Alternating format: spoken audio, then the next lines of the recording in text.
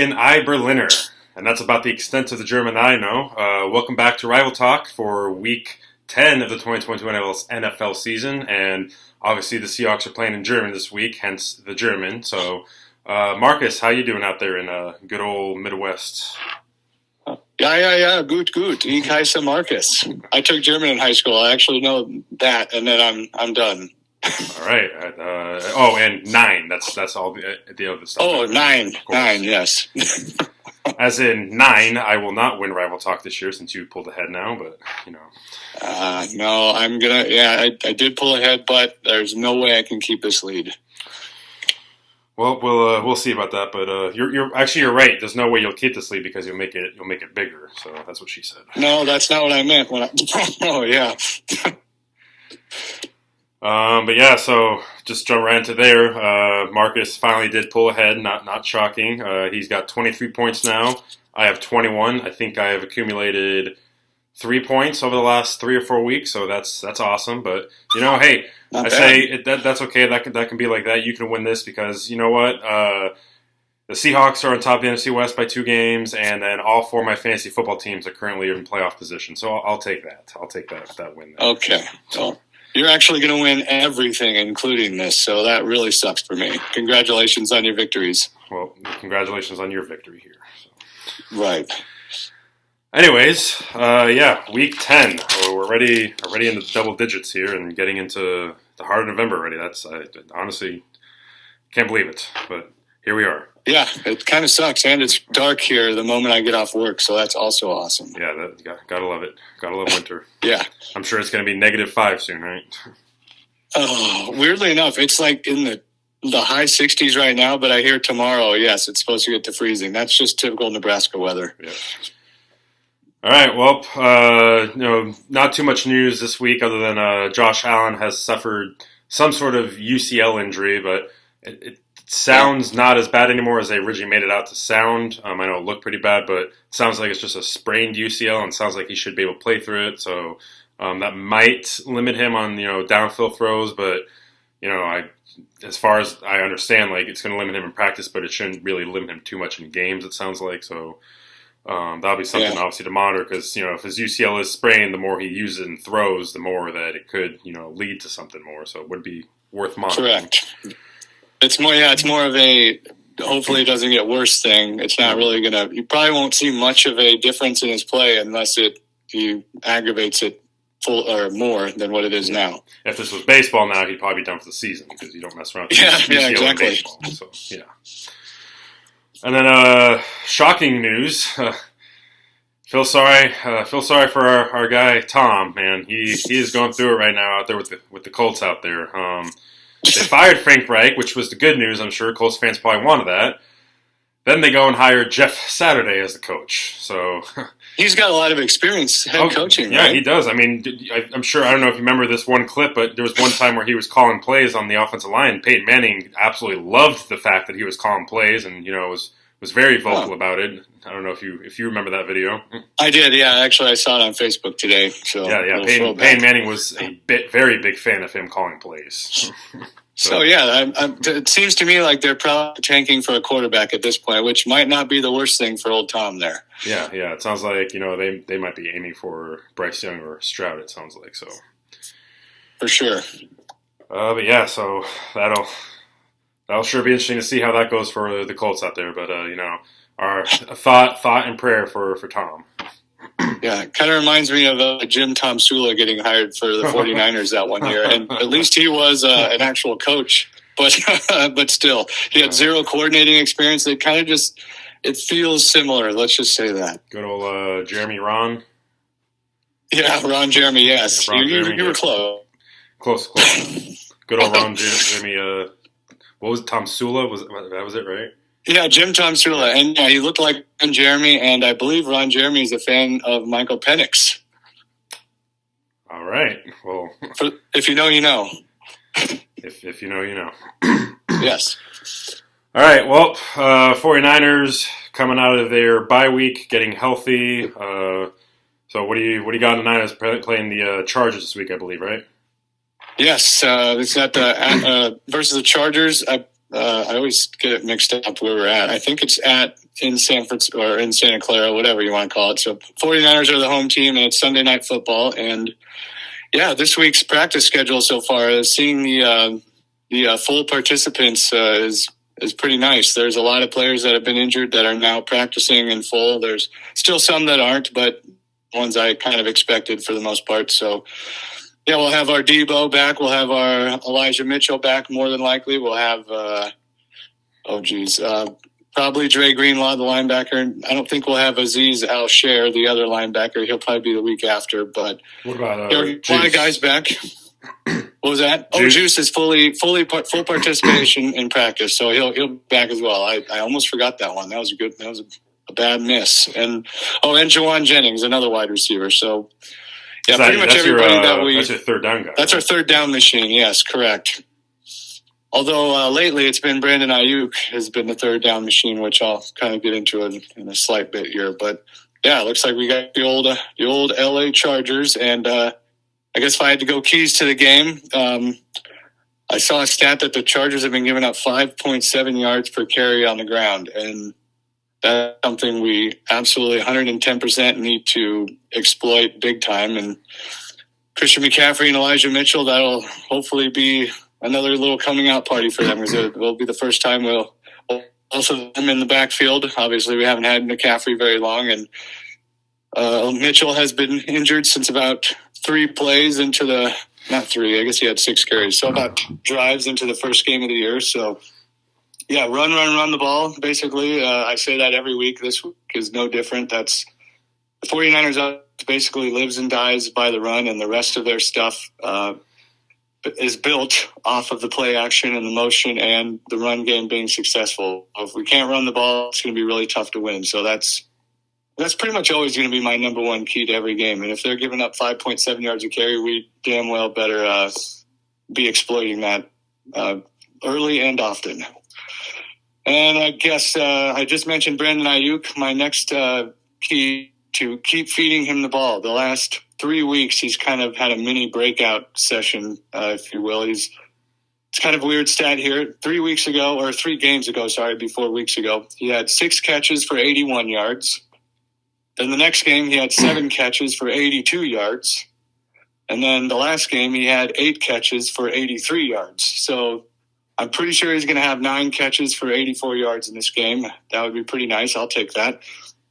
And also George Kittle. We got to continue to feed him the ball, because it's been the beginning of the year, he was either hurt or we just weren't looking his way for whatever reason. I think a lot of it was because our offensive line was hurt, and we were basically just having him play left tackle for a while. But the last couple weeks, he's been getting fed. He's been getting his targets. He's had a touchdown. He's had 60 to 100 yards in each of those games. So Brandon Ayuk and George Kittle. It's been working, so continue to do that. Even with getting Debo and adding Christian McCaffrey, we still got to have everybody involved. That's going to help Jimmy Garoppolo. If Jimmy Garoppolo has to focus on one guy, they're going to take that away from him, and he's going to freak out and throw a pick. So he's got to be early and often spreading the ball around and make sure he gets into that flow of the game, and then he's usually fine. So it starts to become a matter of can you feed everyone? That's definitely a thing. I don't worry about it, though, because the vocal guys have already gotten their money. So whatever, they'll be okay if they're not getting the ball every 2 seconds. So I think we'll be all right with that.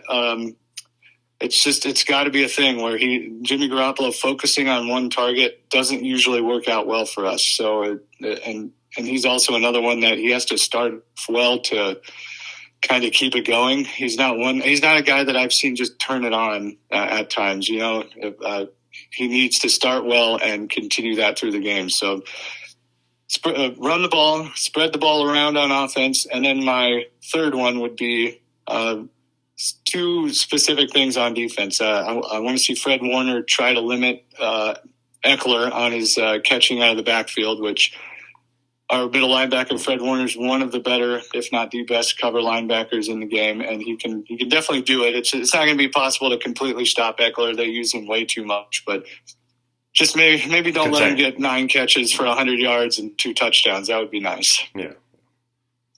And then a lot of the wide receivers are hurt, so I'm looking for our cornerbacks to step up and not necessarily shut him down. Herbert's good. He'll get his every once in a while, but don't let any of these second-tier wide receivers just kill you.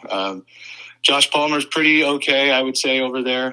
He's kind of their number one wide receiver right now. He's not bad, and he's got talent, but if we let him go off for 125 yards and a couple of touchdowns, that's going to upset me quite a bit. We got the talent at cornerback to at least hold them to reasonable games, and so I guess those would be my keys. The defense needs to the two specific levels of the defense need to do their job. I think the defensive line will be fine. I didn't even mention them. They'll do what they always do, but feed the ball to the running backs, spread the ball around, and have Fred Warner and the cornerbacks play their game, and hopefully we'll be all right. Hopefully for my sake. Yeah. Hopefully you lose the game. So. Yeah, that's what I figured you'd say. All right, well, yeah. How about those Seahawks? Four straight W's. On the flip side, because we just beat the Cardinals, I just gotta put this out there. Kyler is now 0-2 since Modern Warfare 2 came out. So, you've been playing it. Is it a good game? Oh, I've been playing it. Crap out of it. It's really good. It's really good, actually. It's not. So it's a legit excuse. You could say it's a legit excuse, but. My gosh. I'm not being paid. I'm not being paid $48 million to be a leader and a quarterback of a football team. So I mean, it seems like a you problem. You're right. I'm sitting here. I'm sitting here paying to talk to you about sports. So yeah, exactly. Well, get that $8 check mark. Start the Twitter page. Yep. Now that I can do that, I can get myself verified and become anyone I want on Twitter. So yeah, exactly. But that's very inclusive. I can be anything and anyone I want on Twitter. So I think we got to applaud Elon Musk for that. I think Elon Musk is doing big things, huge. Yes, very huge. All right. Anyways, yeah. So 4-game winning streak for the Seahawks. Geno just continues to further prove himself. Some of the things about a month or so back ago we're talking about I was talking about is needing to see him be more clutch and come up in moments. When you need to close games or make a drive to help win a game. He's done that and then some the last couple weeks. Of course, it helps with Kenneth Walker, who's kind of become the closer as well. But Geno himself has led some drives himself where they've allowed to then get in that position to allow Walker to close out the game. Saw it last week at the Giants game where they were tied 13-13, and then in the fourth quarter, Geno had led that great drive that capped off the Tyler Lockett touchdown and put him by a score. And then, of course, the next drive, Walker closed it out. Well, kind of similarly this week, Geno. He had an old school Geno moment, but also at the same time I can't remember who the player was, the Cardinals, but they made a nice play on the ball for the pick six. It was on a screen play. It kind of just busted up, but it was a nice play. But at the same time, Geno kind of floated it a little too much. So it was kind of a boneheaded play, but Geno, he didn't put his head down. He didn't, live in it and let it get to him. He came right back and led, I think it was like a 80-some yard long drive, and capped off a touchdown to give us a lead back, and we didn't look back from there. Next drive, again, he led another touchdown, and after that, again, what we've been doing the last few weeks has been working. We let Walker just run, and close out the game. Some quick numbers. Now, I'm coming out with numbers and stats and all that now, so you got to step your game up here. That's not going to happen, but I'll... I'm using the Twitter world here to help me get these numbers. So wow. I'm going to have to be more careful now that anyone could be anyone they want. So exactly, fake news spreading on this channel. Yeah. So the Seahawks, some of their current odds. So playoffs current odds are at 89.6. Division title are at 65.5. And for division title, if the Seahawks win this week and the Niners lose, that's going to be a 3-game lead with 6 games left. I almost want to say if that happens, it almost might be wrapped up right there. I mean, I know it's still got to play the Niners one more time. I don't want to get too far ahead of myself, but I mean, a 3-game lead with 6 games left, that's pretty good odds. I mean, there's nothing certain, but yeah, you're right. In football terms, that's as good as you're going to get, especially when the teams are kind of similar, talent-wise or whatever you want to say. They're both pretty decent teams, both playoff teams. I wouldn't see one collapsing near the end when they have that lead. I'd say it's similar if you want to compare it to baseball, maybe like 3 weeks left in the season. You got a 7-game lead in the division. So I'd say it's about similar to that. it's not likely to be blown. It's not, but it's not like Yes. you totally have it wrapped up. But the same, yeah. I would agree. Then their odds for NFC Championship appearance are at 27.2. Odds for a Super Bowl appearance are at 10.9, and they currently have the sixth best odds to win the Super Bowl at 5.1%. All while they have these odds for a top 5 pick via Denver at 12.8%. So all making playoffs, possibly making a deep playoff run. Oh, and hey, we're also going to have a top 5, top 10 pick next year. So awesome. It is very awesome. I love it. Russell, maybe It'd be Russell. It'd be a real shame if that pick busted. It was a total bust. Maybe Russell still is a Seahawk at heart because he seems to be helping us out. He might be. Yeah, he seems to be helping you. That's true. By the way, a little tangent. What's with this wristband? You know what? Thank you for that transition. That was literally my next thing. So. I truly did not know that. Someone must have leaked you the production notes. So. Yeah, sure, production notes. But yeah, so leading into that with the whole wristband thing, yeah, there was a quote when asked about Geno and Waldron's relationship. Carroll had this to say about this whole thing. So he said, "Geno's going off the wristband, which is a big help. It's smoothed things out, sped things up, cleaned things up. We never did that before. There was resistance to that, so we didn't do it before." Huh. So take that as you will take that. Weird. So Russell didn't want to use the wristband with the plays on it. Then is that what he's saying? I mean, that's if it looks like a duck, talks like a duck, walks like a duck, I'm sure it's a duck, right? All right, fair enough. Yeah. I mean, I'd like to see the stats on how many quarterbacks do use it. I've never really thought of it or even noticed it before. I still see some like quarterbacks. I know they have different kind of designs with the wristbands, but I'm pretty sure. Yeah. I'm pretty sure Mahomes uses one. I see him look at it sometimes. I know Brady uses one. So really, if you look at it, I think it's like the upper tier quarterbacks are using them. So I mean, yeah, I guess that'll be something I'll keep an eye out for this weekend. Yeah. But I mean, that also goes with the whole, as Carroll dropped in there, sped things up. That's where we're not taking it down to the very last second. All that did happen a couple times this past week, but that's more Geno changing up the play at the line and all that. But yeah, that was another. Pete Carroll is kind of just dropping these little tidbits along the way. He's not like whistle blowing, just blowing everything up about what was going on, but I like how it's, each week we're kind of getting a little more glimpse into what life was like with Russell behind the scenes. So I kind of like it. It's kind of, it's sneaky from Pete. Pete Carroll's been a new man this year, honestly. So. Well, he doesn't have the albatross. I mean, just hanging out, being around that guy must have been awful. That's all there is to it. Yeah. So. All right. Some more stats about the defense. There's so much to say about this defense, the way it's turned around. And when it turned around really was when Bruce Irvin returned. Before Bruce Irvin signed back, the Seahawks had 7 sacks in 5 games. Since Bruce Irvin's been back, they have 19 sacks in 4 games. So, again, we've talked about it here and there with, communication. Bruce being a veteran and knowing the system. I know the defensive system is a little new this year, but, I mean, the roots and the base of it is still the same. So knowing that, I think he's really been able to impart that on the younger guys since, that was probably going to be Jamal Adams' job, or that's what Bobby would have done. So bringing him back wasn't. Yeah. He is performing on the field too. Bruce looks. I think he's like 33, 34. He looks like it's 10 years ago in 2012 as a rookie. Like he looks explosive and he gets back there. So. Here's one you're gonna love. I'll bet. It's a comparison here, something that's very similar. I think you might have seen this in our group chat last night. Something very similar from week 6 to 9 with the 2013 Seahawks, which was a very good year for the Seahawks. So in weeks 6 to 9 in 2013, the Seahawks had a point differential of plus 27. The defense allowed negative 0.097 EPA per play. I'm not entirely sure what that is, but it sounds good. EPA per play. Weird. It might be efficient or EPA. I don't know. Yeah, it might be efficiency maybe. I don't know. But opponent success rates held to 42.1%. The 2022 Seahawks in weeks 6 to 9, point differential of plus 48. Defense allowed only negative 0.163 EPA.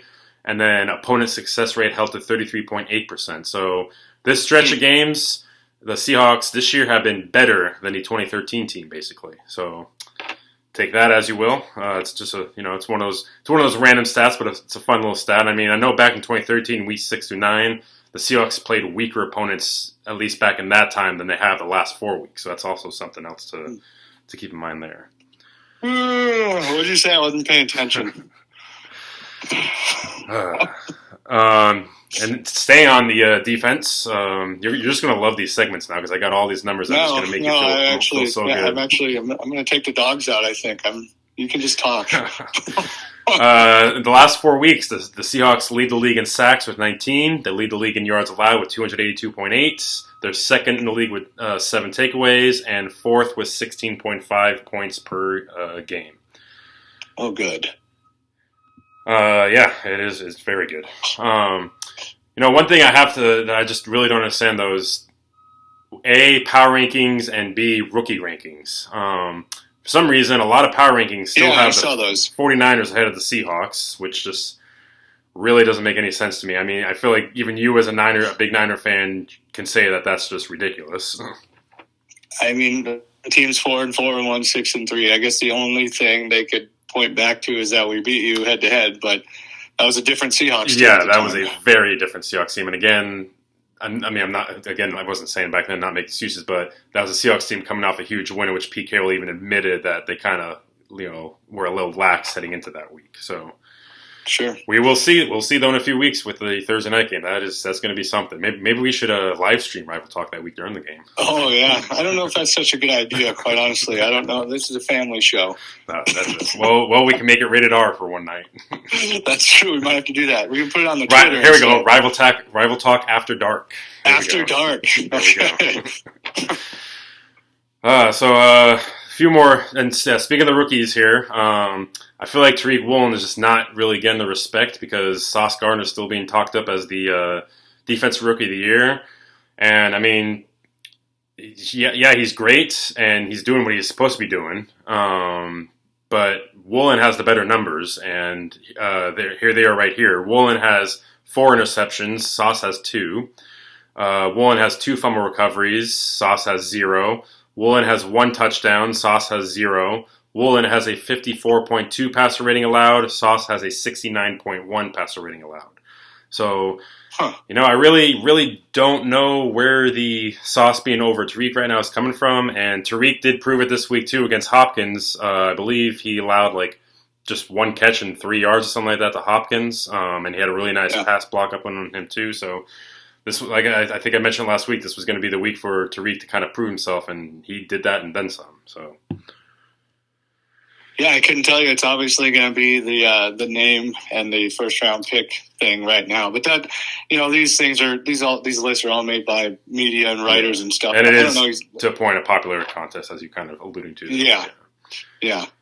And then Kenneth Walker. I mean, Walker should win rookie. He should be ahead right now for rookie. I know Damon Pierce is doing his thing. Chris Olave, he's kind of cooled off, I feel like, recently, though, hasn't he? Yes, he has, yes. But I feel like Damon Pierce is going to be the only competition, but at the end of the day, it's going to come down to who's the better team as well. That does have a little bit of an impact on it, and Walker, for sure. Walker has been helping close out games and helping us win. So right now, it's got to be Walker right now to me. So I would agree. All right, but yeah, this week going to be up at 5:38. It's going to be a normal work morning for me, basically. Up at 5:30, getting ready for the game, and game starts at 6:30. So when it first was announced, I was like, oh, great, cool. I get to watch us get destroyed by Tom Brady at 6:30 a.m. Now it's cool, great. I get to watch Geno Smith take down Tom Brady.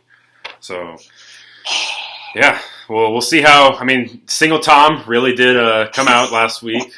He returned to vintage Tom Brady a little bit there at the end with that game-winning drive. At the end, just a little bit. But we'll see how that translates to this week. But, these overseas games are always a toss-up because, the schedule, the way everything just gets thrown off with the time change and everything and happening so quick. It always kind of is a bit of a toss-up. So, I'll get that out of my keys here. So I know the records are kind of askew. I think the Buccaneers are what, 4-5, is it, or 3-5? Correct. Yeah, they're 4-5 and leading their division. Yeah, and the Seahawks are obviously 6-3, but I feel like these teams are. I feel like the Buccaneers are still better than their record shows. It really has come down. They're not like the Packers, in my opinion. I think they're like. I think the Packers are pretty much cooked and done. I don't know necessarily if the Bucs are cooked and done. They're not. They're not because of the division. So yes, correct. But and they're totally. I mean, Tom Brady is still Tom Brady, even if he's shown some signs of Father Time catching up to him. He still could rip off 4 or 5 games where he looks like vintage Tom. So. And I will say, a lot of his receivers have not helped him out this year at all. Yeah. I swear, every time I watch a game, his receivers are dropping ridiculously easy or wide open passes. And I don't know what the deal is with that, but it seems to happen a lot. Yeah, it has. There was that one with Mike Evans a few weeks ago when Mike Evans was still on my fantasy team. That was quite a bummer. But and then at the end of that last game, Scotty Miller dropped a wide open touchdown. They ended up having to kick that field goal, but then they ended up still winning. So yeah. So this is a game, though, I feel like even regardless of everything going on, the Seahawks can win if they keep playing the way they've been playing. So my keys to this game, number 1, put the Giselle on Tom and knock him down. Just the more pressure you get on Tom, the more you can just kick him around, knock him down, and make him uncomfortable. The more he's prone to make mistakes. So keep that pass rush going and serve him those papers on Sunday. Oh, jeez. Number 2, I want to see us use the pass to set up the run here. Usually, you say use the run to set up the pass, but the Buccaneers, even though the defense is kind of taking a bit of a step back, they do still have a good run defense. Their pass defense still is. It's not. I wouldn't say it's weak, but it's if there's an Achilles heel on the defense, it is that pass defense. So. I'd say use the pass to set up the run. Make them spread out instead of stacking the box, so you can be more balanced and attack that way.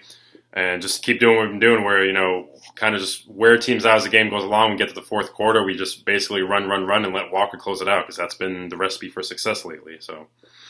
And then number 3, speaking of the whole time change, everything happened quickly overseas. Adapt and overcome. Honestly, I don't care how ugly this might look. I don't care if it's 9-6 or 13-3 or whatever. If it's one of those ugly, low scoring, I can't wait for this game to be over games. Just win it somehow, because this is just one of those, different circumstances. Just one of those, just survive and win, basically. So, for sure. And I mean, this being Munich, this is further than London, so this is the first game in Germany, so even further. So it's gonna be interesting to see how that plays a factor. So. Yep. But so those are my keys, and we now can get to Pooch Picks, where oh, good. Yeah, Drake and Diogi now tied atop the leaderboard at 6-3, and then I hear there's some controversy out there in the Midwest. There might be someone might be looking to replace Henry out there in free agency this offseason, who's 3-6 right now. Not necessarily true, but I did see a post of a pug that was looking for a new home on a pug adoption page, and I did tag the wife in there saying that I would like to adopt him. But not going to happen. It was a joke. Henry he will rebuild. Well, I'm just saying, if Henry comes back next year, if he gets beat by a potential rookie, there's some scouting reports out there. There's some rumors that potential rookie. What is that all about?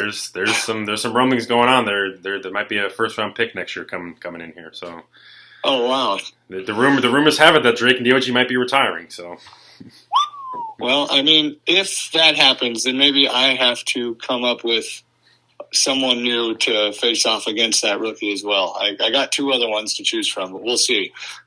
Well, they wouldn't technically. They'd be Ben Simmons rookies because they have played before. Yes, they have been around. They're not. Well, yeah. I mean, Annabelle's only picked once or twice in her career, so I mean, technically, you could say she had a red shirt year, and she's still a freshman. She'll get that NIL endorsement. Yeah, exactly. If it's going to be somebody else, it'll probably be her. I think it's her time. All right. You heard it here first. Pooch Picks controversy. Exactly. Drama. So we have the new video for weeks 10 through 13 out there. If you do watch it, there is some controversy within there. Marcus stated that Henry picked the Cardinals when, in fact, he did pick the 49ers upon further review. So that's for next week's game. But so that's great news for the 49ers, by the way, not. Yeah, I see what you're trying to do. You're trying to say that he picked the Cardinals. Oh, man. I had it all set up, and I couldn't fool you. No. But yeah, so Drake is the only one this week picking the Vikings, so a bold pick there for Drake. Meanwhile, Diogi and Henry both picking Buffalo. I feel like this is the third game we've had Buffalo on. Finally, Henry is taking them. So, and now they'll lose. Yeah, exactly. Yep. So, all right. Well, that brings us to our picks now. So, Marcus, you want to start us off with your lock? Yeah, sure. I love locks. Although mine did end up winning last week. I think they were down right away. But I'm going to go, my lock is Kansas City over Jacksonville by 8. All right, so congratulations to Jacksonville on the upset win this week. Yes, can't wait. Although, my lock last week didn't do so good, so we'll see. No, it sure didn't. Yeah. But this week, I'm rolling with the Giants over the Houston Texans by 8. The Texans have the worst run defense, and that's what the Giants live off of, so... Yes. Wouldn't be surprised if Barkley gets 200 this week. That would be great. I would love that. Yeah, it'd be great for your fantasy team. Yeah, great. All right, so here we go for your weekly Commanders pick, since you are now a Washington Commanders fan, apparently. So yeah, you told me I couldn't pick any more Washington upsets, but this one is a legit upset, so I went rogue and picked them again. I'm going Washington over Philly by 1. Okay, no more Washington after this week. If it's close, sure. But if it's a real upset like this is, then yeah, I'm going to pick them. That's the rules. Are we going to rename this show to Rival Talk plus Commanders? Yeah, why not? You want to start talking about your Commanders out there? Yeah, no, maybe. Yeah, we'll add them next week. Yeah, I guess we could call them the Commanders plus Philadelphia. Fair enough. Yeah, there you go. All right, my upset this week, I'm taking the Packers over the Cowboys. I can't see the Packers falling to 3-7. I know they have some injuries, but this is a game. I'm also kind of strategically picking this because I know this is going to be a close game. So I'm kind of strategically picking this to at least get 1 point, but I do believe the Packers can outright win this game, so I'm taking them by 2. All right, our random game.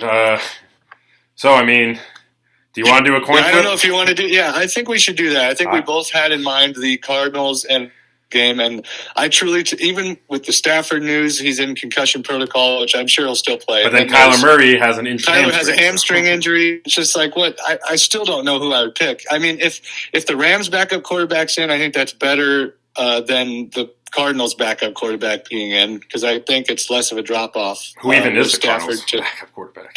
I don't know. Is it still Colt McCoy? I honestly have no idea. I don't know, but either way, it's like I don't. If the both starting quarterbacks play, I literally have no clue who to pick in this game. So I think we just flip a coin, and we just that's it. We're gonna do this Friday Night Light style then. So here you go. Show it if you kind of see. You have a coin right there. Yes, I do. I'm holding up the camera right now. You can't really see it, but that's the heads. It's a quarter, and then this is the tails. I don't know what's on the back of this one. Something Harambe hook is what's on the back of here, so you can see kind of that bird. All right, I'm going to flip it in the view of the camera so you can all see. So you can watch us back and see. Flip in the view of the camera. Here we go. Got it. Putting on top of my hand. Okay, now I'm going to slowly. Okay, it is heads. It is heads. I'm slowly lifting up so you can see it's heads. It is head. We didn't even designate what's what. Why'd you do that? I was like, what is he doing? All right, that's a model of how this is going to look like. I was just kind of. I was in my teacher mode there. I was just modeling for all of you out there. I was guiding you through how this is going to look. I was like, what is this guy doing? So now it's time for the actual assignment. Okay. All right. Okay. So Marcus, since you're technically the guest, okay. You can call heads or tails. What do you want for Arizona LA Rams? I'm gonna call heads again, and that will. Okay, well that doesn't make any sense either. Okay, let's go. Heads is. Oh my God, how are we gonna do this? Top notch stuff here. Yeah, this is great. We're just figuring out. All right, here we go. Here we go, Marcus. Okay, heads is gonna be the Cardinals. So, the Cardinals win. Tails is gonna be the Rams win. Your call. And I am the guy. Here you go. Your call. If you call heads. If you call heads, well, I don't have to call anything. Heads is Cardinals, tails is Rams. So it'll be the coin goes to me. How about that? So whichever it is, I'll get that team. All right, here we go. And then you get the other one. Yeah. All right. It is tails. All right, so I got the Rams, and then I would assume that you just take the other one, and we don't even need to flip anymore. Is that what we're going to do? So it is tails. So. Let's just do that. So I got the Cardinals, you got that sucks, and you got the Rams. Okay. Wait, wasn't it you have the Rams? I don't know. What did you flip? You have the Rams. Oh man, this is we're just going downhill right here. Very good. We obviously we thought this out. Oh man. Okay, right. So I got the Rams. Let's just say I got the Rams. Yep, you have your boy. You have your boy McVay. You have your boy McVay. I have my boy Cliff. There you go. All right. All right. Home team. Let's just get through this episode and get this over with. Oh my God. All okay, right. so we're losing at least 3 subscribers this week. Wow, we're not going to get that check mark. Oh wait, we can pay for it now. Yeah. Okay, I'll so all right, I'm just going to go quick here. I got the 49ers by 1 over the Los Angeles Chargers. All right, and I've got the Seahawks by 4 over the Buccaneers in Germany. Let's go single Tom. Would it be, Sunday 6:30 a.m.? They're in Germany. Would it be too early for me to have a Sam Adams? No, not at all. Not at all. You got it. I'm going to wake up and watch it because I'm pretty interested in this game. But I guess I got 8:30, so I get a little you get a little morning than you. Yeah, must be nice. So not really though, because baseball season you have games till freaking midnight, 1 a.m. So yeah, that's hated just that when I was out there. The price of being a Mariners fan in the Midwest. Yeah. Well, it's a price to pay now, though. So exactly. All right. Well, we should just end this episode while we're not ahead.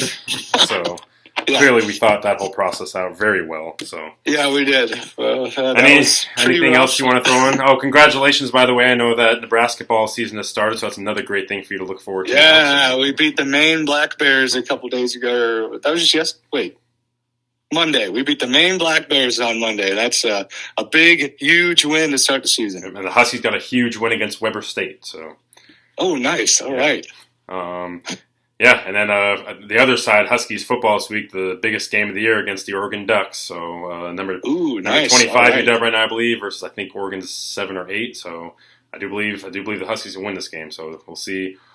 We'll see if Penix can explode onto the scene on Saturday and do his thing. I'm pretty sure the entire Michigan team, we're going to Ann Arbor, Michigan, is going to be Penix and explode all over the field on the Huskers. So it's not good. I would be surprised if we don't lose by 24, 28-ish. Thought on a prayer for you, then. Yeah, it's going to be bad. Oh, well. It is what it is. Yeah, it will be what it will be. All right, well, I think that's pretty much all we got then for this week. So there you go.